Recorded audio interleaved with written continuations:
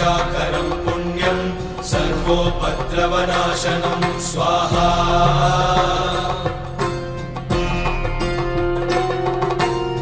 सर्वसम्पत्करं चैव स्वर्गमोक्षप्रदायकं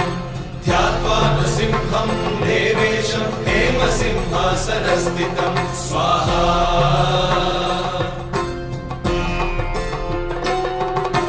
विवृत्तास्यं त्रिनयनं शरदिन्दुसमप्रभं लक्ष्म्यालिङ्गितवामाङ्गं विभूतिविरूपाश्रितं स्वाहा